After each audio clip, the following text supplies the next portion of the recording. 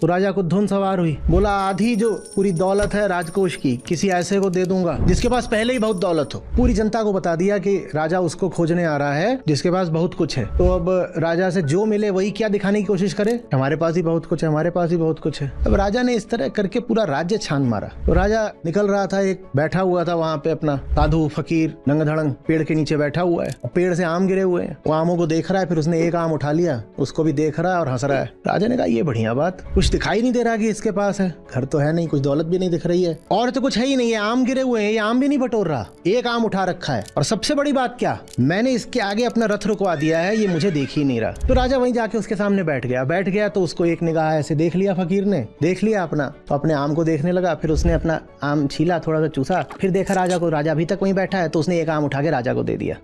राजा रोने लग गया, उसे कोई मिला ही नहीं था जिसके सामने वो जमीन पे बैठ पाए, कोई मिला ही नहीं था जो उससे कुछ मांगे नहीं, उसे जमीन पे गिरा हुआ एक आम उठा कर दे दे कि देखो एक आम मैं खा रहा हूँ, एक आम तुम भी खा लो। राजा को सहसा लगा कि वो मिल गया जिसके पास बहुत कुछ है। तो राजा ने कहा कि मेरी इतनी दौलत है और मैं आपको अर्पित करना चाहता हूँ। तो हंसने लग गया, हंसते हंसते बोला नहीं, बात ये नहीं है कि मैं तुम्हारी दौलत इसलिए अस्वीकार कर रहा हूँ कि मुझे तुम्हारी दौलत नहीं चाहिए, बात यह है कि तुम इतने गरीब हो कि मैं तुमसे कुछ ले कैसे लूं।